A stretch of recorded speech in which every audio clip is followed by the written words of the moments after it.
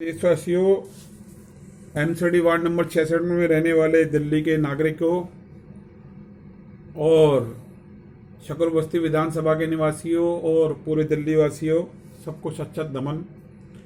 सबसे पहले मैं, अब जैसे सबको पता ही है कि चुनाव चल रहा है और पिछले हम कई सालों से सवाल उठाते आए हैं कि एमसीडी वार्ड नंबर 66 की समस्याएं क्या हैं।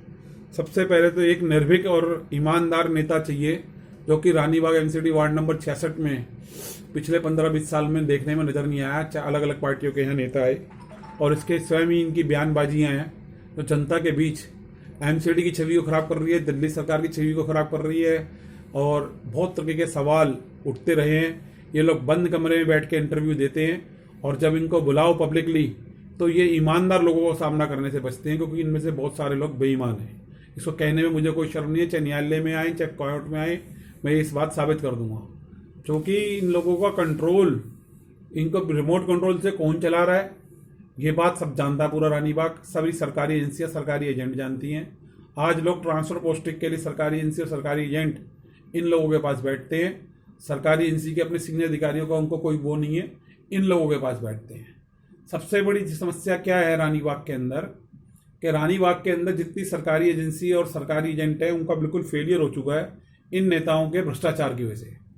अभी जैसे हाल के अंदर मैं आपको बताता हूं कि जैसे एमसीडी वार्ड नंबर 66 के भाजपा प्रत्याशी रहे हैं शशि जेटली जी, जो कि चुनाव हारने देवराज अरोड़ा जी से चुनाव हारे।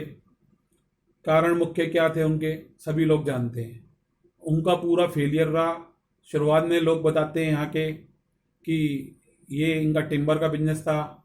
उसके बाद इनकी सुदेश बसिन जी जब पार्षद थे भाजपा के, इनकी एक युवा मोर्चा के द्वारा, एक नेता के द्वारा इनकी 4 बिल्डिंगें सील कराई गई।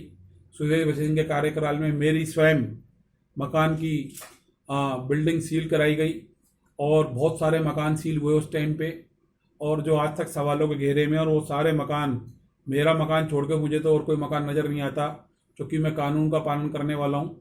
आज तक वो मकान सब लोगों ने ऑक्यूपाई कर लिए, सब नियमों को ताक पर रख के। मेरा मकान लेकिन आज तक 14 साल का सील है। मैंने कानून को माना और मेरे को और मेरे परिवार को उसकी सज़ा मिली। जहाँ मेरे को उन 5 मंजिल मकान का किराया मिल सकता था, जो भी हो सकता था, वो सब एक पिक एंड चूज पॉलिसी के तहत मकान सील किया गया और बिल्कुल खुलेआम भ्रष्टाचार का ये अड्डा है। ये चीज़ मेरे को कहने में कोई वो नहीं है।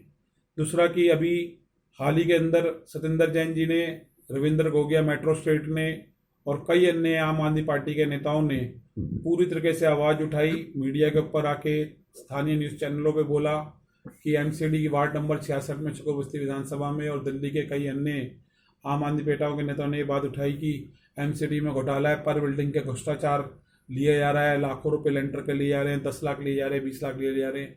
मेरा ये साफ साफ कहना है कि सत्येंद्र जैन जी, आप दिल्ली के 8 मंत्रालय चला रहे हो। आपके दिल्ली के अंदर मुख्यमंत्री केजरीवाल जी हैं, एसडीएम आपके पास है, रजिस्ट्रार आपके पास है, दिल्ली जल बोर्ड आपके पास है, डेसू आपके पास है। क्या आपके पास ऐसे 10 कार्यकर्ता नहीं है, 10 बिल्डिंग नहीं है कि जो ये बता सके कि ये 20 लाख रुपए कौन लेता है और ये 20 लाख रुपए किसके बीच में बंटते हैं? क्या आपके पार्षद नहीं है दिल्ली के अंदर? त्रिनगर असेंबली में भी आपके पार्षद हैं और आपके और भी क्षेत्रों में पार्षद हैं।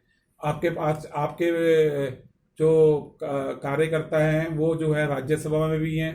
तो मैं आपसे जानना चाहता हूं कि आप उनका नाम क्यों नहीं उजागर करते कि कौन पैसे लेता है, कैसे लेता है, किससे लिए? थाने में, रानीबाग थाने के अंदर केस क्यों दर्ज करवाते? आज तक आपने कोई लिखित कंप्लेंट करी?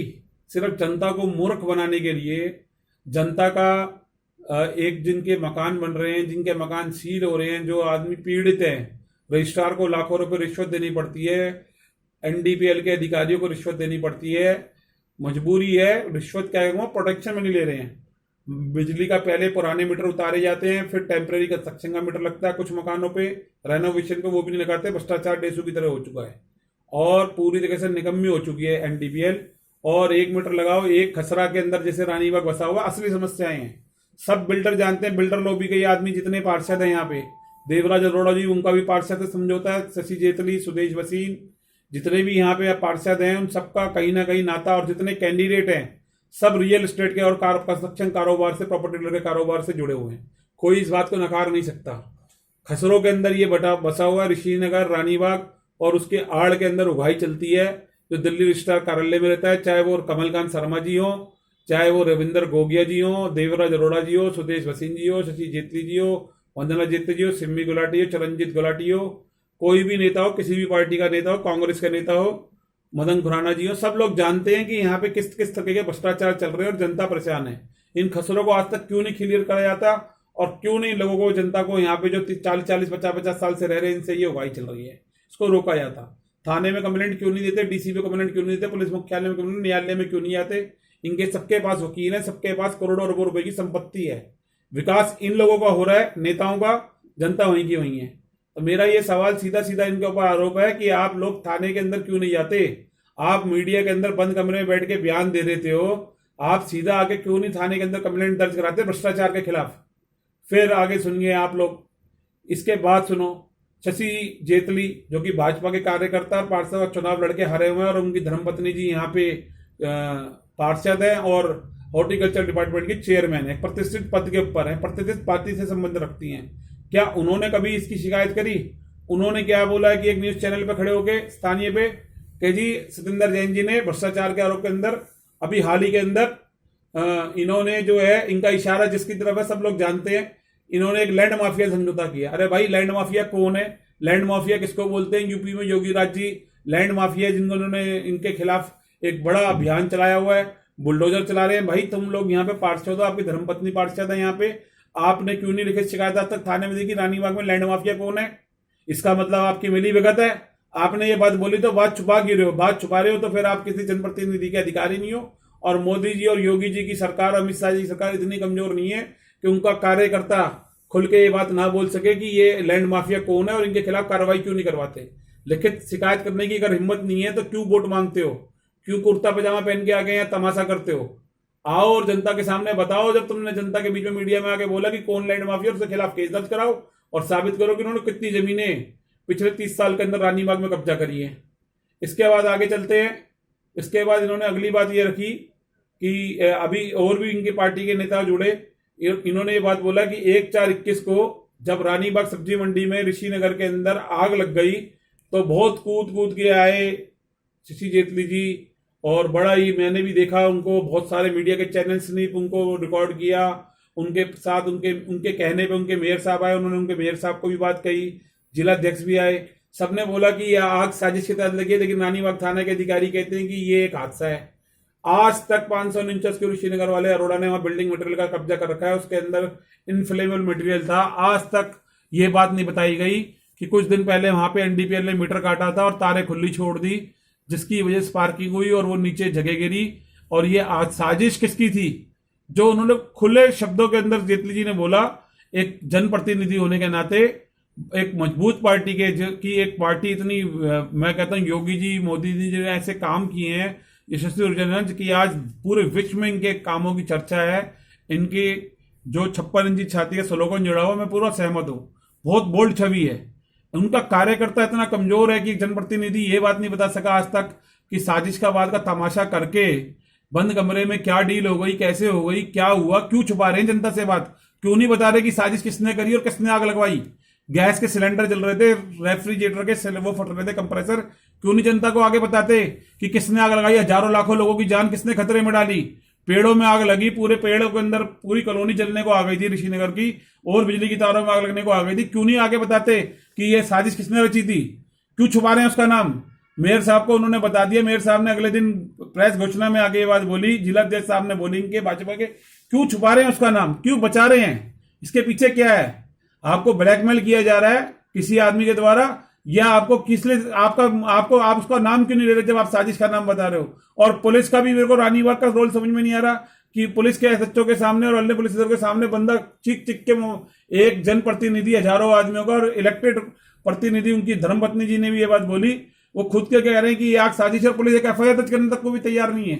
एक जनप्रतिनिधि 40,000 आदमियों को रिप्रेजेंट कर रहा है, वो ये बात कह रहा है कि ये आग साजिश के तौर पर लगी है, तो उसकी स्टेटमेंट रिकॉर्ड करके वर्बल सबमिशन 154 सीआरपीसी के अंदर 154(3) सीआरपीसी में ऑनरेबल ललिता कुमारी सुप्रीम कोर्ट की जजमेंट है, उनमें तो ललिता कुमारी वर्सेस यूपी 10/2013 की, उससे साफ साफ ये बात है कि कॉग्निजनल ऑफेंस रिवील्ड हो रहा है। एक क्षेत्र का इलेक्टेड जनप्रतिनिधि, एक चेयरमैन बोर्ड की, उनके पति जो पार्षद चुनाव लड़े हैं, ओपनली ये बात कह रहे हैं, मेयर ये बात कह रहा है कि एक साजिश के तौर पर आग लगी है। तो अब क्या चीज चाहिए तुम्हारे को?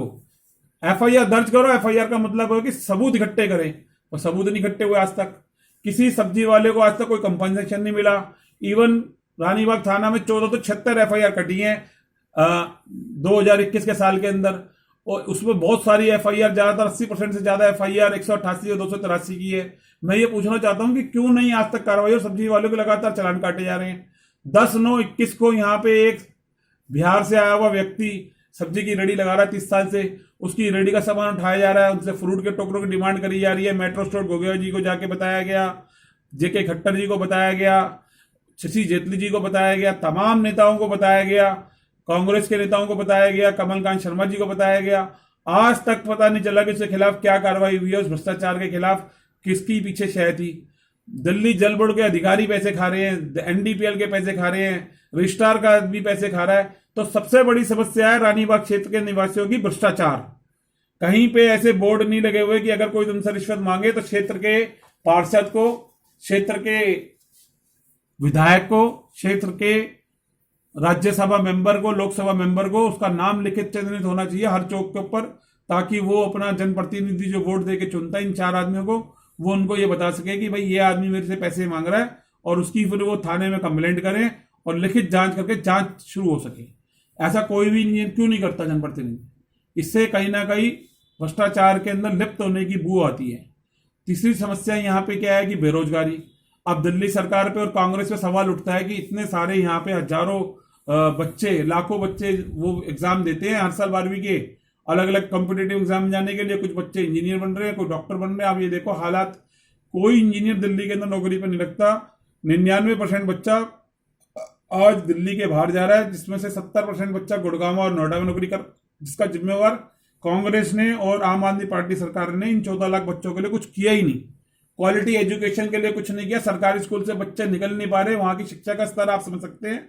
आज प्राइवेट स्कूलों के अंदर कैपिटेशन फीस देने के लिए लाखों रुपए लोग दे रहे हैं, हजारों रुपए महीने फीस की दे रहे हैं, और बहुत सरल तरीका है ईडब्ल्यूएस का 25% का कोटा करके उन बच्चों को रखा है। जबकि सरकार के पास सीधा सीधा है कि हर स्कूल के अंदर 2 शिफ्ट चलाई जाए, एक ईडब्ल्यूएस कोटे की और एक वो जनरल कैटेगरी की, और कैपिटेशन फीस का चक्कर खत्म कर दे, ऑनलाइन सिस्टम कर दे कि किसी भी स्कूल के अंदर अगर कोई भी एडमिशन होगा तो दिल्ली सरकार की वेबसाइट बना दे कि पहले उसके ऊपर रजिस्ट्रेशन कराना जरूरी होगा।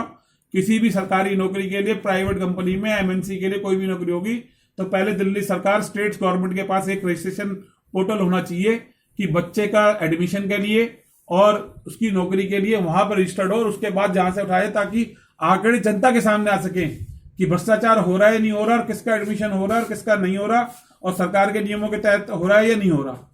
जितने भी स्कूल है दिल्ली के अंदर, उन सबके अंदर सब्सिडाइज लैंड मोस्टली स्कूलों के अंदर है, उनके अंदर 5 पैसे प्रतिदिन का मैक्सिमम जुर्माना है। क्यों नहीं कोई भी विधायक पार्षद आके ये बात बताता जनता को कि आपसे अगर कोई पब्लिक स्कूल वाला पैसे मांगे 5 पैसे प्रतिदिन से फीस का ज्यादा का, तो आप उसको मुद्दों के खिलाफ स्थानीय थाने में जाके 420 का केस दर्ज कराएं। दिल्ली के नियमों का वो उल्लंघन है, कोई नहीं बोलेगा।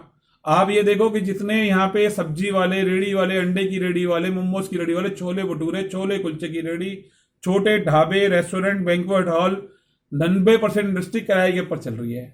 इस कोरोना में वो बेचारे बहुत परेशानी का सामना कर रहे हैं। उनके यहाँ जो कारीगर है सबको ही सामना कर रहे हैं। आज तक एपीजे स्कूल के सामने इतनी जमीन पड़ी है, भगवान महावीर हॉस्पिटल के ऊपर इतने प्लॉट खाली पड़े हैं, ये रानीबाग बस स्टैंड के ऊपर, ये मार्केट संतनगर चौक पर इतनी बड़ी जगह पड़ी है जो पार्किंग के लिए जगह बनाना चाह रहे हैं। क्यों नहीं इन होटल, ढाबे, रेस्टोरेंट वालों को, प्रॉपर्टी डीलर्स को, जिनका सारा माफिया चल रहा है यहाँ पे, प्रॉपर्टी डीलर्स जो छोटे हैं, जो बर्बाद हो गए कर्जे के अंदर, उनके लिए क्यों नहीं ये प्लॉट की अलॉटमेंट करते? एक लो स्टेट के ऊपर जो 30,000 रुपए सर्कल रेट है उसके हिसाब से क्यों नहीं घोषणा करती सरकार कि भाई यहाँ पे आपको सर्कल रेट के हिसाब से प्रॉपर्टी डीलर को, छोले कुलचे की रेडी वाले को, नान के कुलचे की रेडी वाले को, छोले भटूरे की रेडी वाले को, ढाबे रेस्टोरेंट, ये सैनिक और एलएससी मार्केट में लगे हुए हैं, बीट नंबर 1 में जाओ कितने ढाबे रेस्टोरेंट, इनको जगह सब्सिडाइज दी जाए ताकि ये लोग, इनको लोन दिया जाए ताकि ये लोग अपने परिवार के साथ ऐसी परिस्थितियों का सामना कर सके जो कोविड कोरोना में इनके सामने आ रही है, इनकी लेबरों के साथ सामने आ रही है, ये खड़े हो सके। अब इसके आगे हम चलते हैं कि रानीबाग क्षेत्र के अंदर होने वाली कंस्ट्रक्शन, आम आदमी का जिंदगी का सपना होता है 30, 40, 50 साल तक एक मकान बनता है, और जो यहाँ पे मकान बनाने वाले लोग हैं उसको मैं बहुत बार पिछले 15 साल में सवाल उठ चुके हैं। जब 30 से 2008 को मेरा मकान सील हुआ था रानीबाग के अंदर पिक एंड चूज पॉलिसी पे, एक पार्षद के इशारे पे, और एमसीडी ने किया था, बिल्डिंग डिपार्टमेंट ने, जो कि पूरी तरीके से गलत था, नियमों की अनदेखी करी गई। और उसके बाद में मैंने ये लगातार आवाज उठाता रहा हूं कि सिमिलर कार्रवाई होनी चाहिए। आप लघु उद्योग इंडस्ट्री का दर्जा दें, सरकार को करोड़ों रुपए का रेवेन्यू मिलेगा जो आज रिश्वत के तौर पर कहीं से भी जा रहा है, तो वो जो रेवेन्यू है वो सरकार को मिलेगा। मैं बहुत सारी वीडियोस रोज देखता हूं सोशल मीडिया में, मैंने कभी नहीं देखा कि आदरणीय हमारे देश के यशस्वी ऊर्जावान प्रधानमंत्री नरेंद्र मोदी जी ने कभी भी किसी भी भ्रष्टाचार के सपोर्ट किया हो, किसी भारतीय जनता पार्टी के कार्यकर्ता को सपोर्ट किया हो, किसी आरएसएस कार्यकर्ता को सपोर्ट किया हो, किसी भी पार्टी को, किसी भी अधिकारी को समर्थन किया हो। भ्रष्टाचार के सख्त खिलाफ रहे हैं। इसका सख्त उदाहरण है कि हमारे देश के गृह मंत्री आदरणीय श्री अमित शाह जी ने दिल्ली के अंदर सीबीआई का कमिश्नर भेजा राकेश ताना जी को, जिन्होंने बहुत ही आने के बाद उम्दा कार्य किए हैं और दिल्ली के अंदर एक अच्छी छवि बनी है और एक विश्वास दोबारा से कायम हो रहा है। कहने का मतलब मैं ये कहना चाहता हूं कि लोगों को आचरण संवारना चाहिए। नेताओं को ये नहीं पता कि उनकी एजुकेशन क्वालिफिकेशन क्या है। पदों के ऊपर आने के लिए जितना जोड़ तोड़ करते हैं, अगर वो इतना पढ़ लिख के कानून को पढ़े और जनता के हितों के अधिकार के लिए लड़े। दहेज के केसों के लिए कितनी बार सीएडब्ल्यू सेल के अंदर गई हमारी अच्छी बंदी जेटली जी, सिम्मी गुलाटी जी, नीलम अरोड़ा जी जो चुनाव लड़ती यहाँ से, आज तक बता दो कितने दहेज केसों के लिए सीएडब्ल्यू सेल यहाँ पीतमपुरा के अंदर बना हुआ है M2 के साथ। कभी किसी महिला की काउंसलिंग के लिए गई हैं तीनों महिलाएं? कभी नहीं गई। कोई और यहाँ के थाना रानीबाग क्षेत्र के कई महिला सब इंस्पेक्टर कभी काउंसलिंग, कोई कैंप लगाया इन लोगों ने? और जब कैंप लगेंगे किसी चीज का कार्यक्रम होगा तो वही बहुचर्चित एक 20-30 चेहरे होते हैं, उन्हीं को लाके 50 आदमी को लाके खड़ा कर देते हैं, अपनी वाईफाई बटोरते हैं और चले। आम जनता तक नहीं पहुंच पाती सरकार, आम जनता तक सरकारी एजेंट नहीं पहुंच पाते, आम जनता तक सरकारी एजेंसियां नहीं पहुंचती, आम जनता तक केंद्र सरकार की नीतियां नहीं पहुंच पाती। इसलिए भ्रष्टाचार होता है। भ्रष्टाचार की जड़ यह है कि जनता तक सरकार की नीति नहीं पहुंचती। हम प्रयास कर रहे हैं, हम प्रयास करते रहेंगे। मैं आदरणीय देश के प्रधानमंत्री श्री नरेंद्र मोदी जी से बहुत प्रभावित हूं, गृह मंत्री अमित शाह जी से प्रभावित हूं। इनके टाइम के अंदर जितने कार्यक्रम आदरणीय आईपीएस श्री अजीत डोभाल जी से, दिल्ली पुलिस के कमिश्नर श्री राकेश ताना जी से मेरी पूरी उम्मीदें जुड़ी हुई हैं। अभी additional DCP 1 out of district हमारे साथ जुड़े हैं, बीएल सुरेश जी, उनसे बहुत उम्मीदें हैं। एसीपी मंगोलपुरी वीरेंद्र कादियान जी से भी बहुत उम्मीदें हैं कि आने वाले समय के अंदर हम एक ऐसा माहौल रानीबाग में, मेरा सपना रहा है अपराध मुक्त, भ्रष्टाचार मुक्त रानीबाग थाना यहाँ से शुरुआत हो और पूरे भारत में आमचड़ी वार्ड नंबर 66 में इसका उद्घाटन बने। केजरीवाल जी ये उदाहरण पेश करें। आज उन्होंने दिल्ली की जनता का पैसा कर के अंदर वसूल कराया हुआ है, उनको पता है कि ज्यादा पैसा लिया जा रहा है और उस पैसे का इस्तेमाल जो एक पैरेलल गवर्नमेंट काले धन से चलती है, भ्रष्टाचार के पैसों से, जिसका सरकार के पास हिसाब नहीं है, जनता के पास हिसाब नहीं है, ऐसा काले धन से वो यहाँ से पैसा बन के मुख्यमंत्री का पैसा लेके अन्य स्टेट में अपनी पार्टी को ब्रांडिंग बनाने में, उसको खड़ा करने के अंदर अपना इस्तेमाल कर रहे हैं, अपनी खुद के चेहरे विकसित कर रहे हैं। गलत है ये। जनता के पैसों से लूट है। जहां एक सब्जी रेडी वाले को 14 रुपए यूनिट बिजली बेची जा रही है, वही 200 यूनिट फ्री की बात करी जा रही है। जिसको 200 यूनिट फ्री मिल रही है वो सिर्फ 200 यूनिट देखता है, लेकिन सब्जी रेडी पटरी वाले सारे घबाए इस रोड पे, कुलचे की रेडी, नान की रेडी लगाने वाले जिनको बैटरी किराए पे मिलती है, उनको 1400 रुपए से लेकर 20 रुपए यूनिट परचेस करनी पड़ रही है, फिक्स चार्जेस देना पड़ रहा है। एक तरफ केजरीवाल जी लूट रहे हैं, दूसरे हाथ से बांट रहे हैं। तो ये नीति का जनता विरोध करती रही है। अभी शराब की नीति का विरोध हुआ, इसके बारे में मैं बोलूंगा, वीडियो लंबी हो चुकी है लेकिन फिर भी बोलूंगा। 150 रुपए की बोतल शकूरपुर से लेकर आते हैं त्रिनगर असेंबली से रानीबाग में रहने वाली लेबर, और 40 रुपए का पौवा देसी शराब का, और 100 रुपए का पौवा, 105 रुपए पौवा ये खरीदते हैं यहाँ का, जिनको 2 रुपए किलो चावल फ्री दिया जाता है। मैं ये पूछना चाहता हूं कि ये सरकार क्या कर रही है। दिल्ली के अंदर रानीबाग थाने के अंदर भी एक एफआईआर दर्ज हुई है बीट नंबर 1 में, मटके की, पीतमपुरा गांव में। पुलिस की नाक के नीचे, सभी नेताओं के नाक के नीचे दिन दहाड़े मटके का कारोबार चल रहा है। ऑनलाइन मटके का कारोबार चल रहा है, जिसमें 100 रुपए, 1 रुपए के 100 रुपए आते हैं, और उसमें से जो खिलाने वाला आदमी है वो 80 रुपए 90 रुपए उसको देता है, और ये गरीब जनता खेलती है। कितना बड़ा रोज का कारोबार चल रहा है, करोड़ों रुपए पे कोई लगाव नहीं है। रानीबाग थाने क्षेत्र से हवाले का, बैटिंग का, कितने तरह के ऐसे अवैध काम चल रहे हैं, बिटकॉइन सेंटर चल रहे हैं, कोई सरकार की लगाम नहीं हो रही, कोई नेता नहीं बोलना चाहता, जनता को जागरूक नहीं करना चाहता, जनता के हितों के अंदर सरकार से कोई मांग नहीं करता। अगर ये जेटली जी, वन्ना जेटली जी अगर आज धरना प्रदर्शन करें, सत्येंद्र जैन जी चौक के ऊपर आके बैठे, हर्षवर्धन जी आके बैठे कि ये जो पार्किंग बेची जा रही है करोड़ों रुपए के अंदर, ये जो जगह खाली पड़ी है इधर एपीजे स्कूल के सामने, ये जगह दे दी जाए प्रॉपर्टी डीलर को। मैं फिर पुनः कह रहा हूं, जरूरतमंद लोगों को, तो ये जो करोड़ों रुपए की जो लूट चल रही है किराए की और इसकी, ये बंद हो जाएगी। मैं ये कहना चाहता हूं कि विकसित करें, काम करें, जनता के हितों में काम करें, भ्रष्टाचार का विरोध करें, हर तरीके का व्हाइट कॉलर क्रिमिनल का विरोध करें। यही सब काम करोगे तो एक उन्नत और विकसित एमसीडी वार्ड नंबर 66 होगा और दुनिया देखेगी। जिस दिन इसके अंदर, इस क्षेत्र के अंदर बिगर कैपिटेशन फी प्राइमरी स्कूलों में बच्चे दाखिल होने शुरू हो जाएंगे, जिस दिन यहाँ का सरकारी स्कूल का बच्चा बीटेक और एमटेक करके प्राइवेट कंपनी में, एमएनसी कंपनी में और सरकार के अंदर आके नौकरी करेगा, उस दिन सही मायने के अंदर 90% 95% नंबर लाएगा। तब सही मायने में शिक्षा की पॉलिसी कामयाब होगी।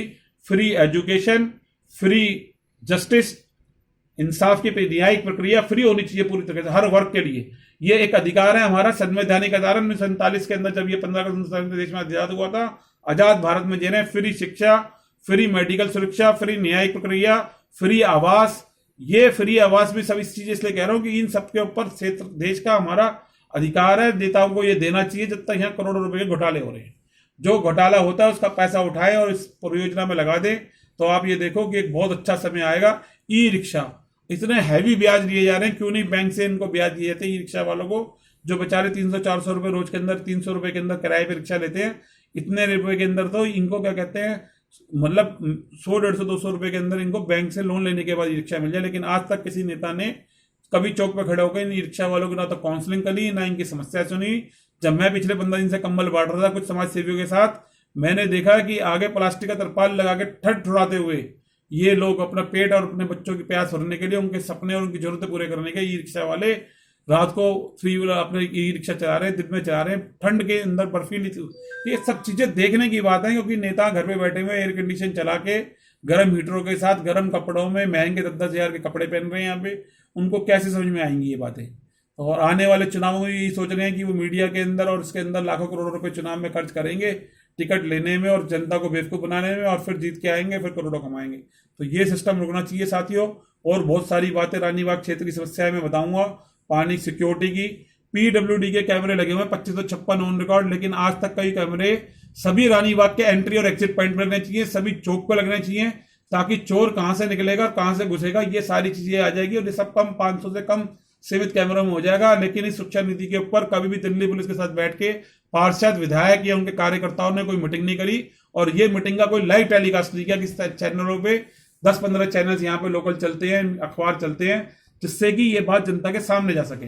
नेताओं की दखलंदाजी सरकारी एजेंसी के कामों में इतनी ज्यादा है कि अपने और अपने रिश्तेदारों का काम फ्री में कराते हैं और जनता को कहते हैं कि तुम्हारा ये काम गलत है, सरकार की नीति के तहत तुम जाकर रिश्वत दो। खुद नेता कहते हैं ये बात, इनके सबूत है सबके पास। तो कोई दूध का दूध नहीं, कोई नेता, सरकारी नेता, केंद्रीय नेता नहीं चाहता कि भ्रष्टाचार बढ़े। सब लोग इसके खिलाफ है। स्थानीय स्तर पर, जमीनी स्तर पर नेताओं से ये हाथ जोड़कर रिक्वेस्ट है, रानीबाग एमसीडी वार्ड नंबर 66 की इस जनता की अपील के लिए उनकी मदद करें, उनको भ्रष्टाचार मुक्त करें, अपराध मुक्त करें, पार्कों के अंदर ट्रिमिंग करवाएं, पार्कों से कूड़ा उठवाएं, गलियों से कूड़ा उठवाएं, अपने काम की कार्यशैली को बढ़ाएं, भ्रष्टाचार का विरोध करें। ये सब काम करेंगे। कैपिटेशन फीस का विरोध करें, बच्चों को निःशुल्क शिक्षा, महिलाओं को उनके अधिकार, महिलाओं की काउंसलिंग, गरीबों का खाना, ये सारी चीजें जो है इनको कम से कम पैसों के अंदर फ्री की बजाय लाके इसके ऊपर चर्चा करें। पक्ष विपक्ष भी अपनी भूमिका नहीं निभा रहा। कांग्रेस हमेशा सवाल उठाता है, लेकिन कांग्रेस कभी ये बात नहीं बताता कि समस्या का समाधान क्या है, कौन सी समस्याएं हैं, उनका समाधान क्या हो सकता है। ये बात नहीं करते। कोई नेता शपथ पत्र फाइल नहीं करता। आज इलेक्शन कमीशन में अपने बच्चे को विरोध देने लग गया, लेकिन शपथ पत्र फाइल नहीं करता कि अगर मैं चुनाव जीतने के और हारने के बाद जनता के नियमों के लिए, अधिकारों के लिए कैसे लड़ूंगा, और अगर नहीं करूंगा तो मैं थाने में जाके अपने खिलाफ मुकदमा दर्ज कराऊंगा। कभी कोई शपथ पत्र एफिडेविट पे नहीं फाइल करता, ना न्यायालय में फाइल करता। ये इलेक्शन कमीशन से मेरी मांग है कि ये कर दो, देख लेना सब भाग जाएंगे। कोई आदमी को लगोगे कि जो एरिया में क्षेत्र प्रॉपर्टी डीलर का जिसके रिश्तेदार काम करेंगे, कंस्ट्रक्शन का काम करेंगे, मॉल बनाएंगे, वो चुनाव नहीं लड़ेंगे क्षेत्र से, अपने क्षेत्र से। आज आप देख लो, आगे टिकट के दावेदार खत्म हो जाएंगे। ये सब चीजें मेरी ये उम्मीद है कि भ्रष्टाचार मुक्त सोच और भ्रष्टाचार मुक्त अगर हमारी सोच रहेगी तो आने वाले दिनों के अंदर एक उज्जवल भविष्य, एक उज्जवल भारत, उज्जवल एमसीडी वार्ड नंबर 66 हम देखेंगे। यही मेरा सपना है, यही मेरी कल्पना है, यही मेरा विश्वास है, यही मेरी आशा है। आदरणीय देश के प्रधान सेवक से, दिल्ली के मुख्यमंत्री अरविंद केजरीवाल से, क्षेत्र के विधायक से, क्षेत्र के पार्षद से, क्षेत्र के एमपी से और ऑनरेबल सभी कोर्ट से और 17 लाख कानूनी अधिवक्ताओं से। इसी के साथ जय हिंद, जय भारत, जस्टिस क्रांति जिंदाबाद।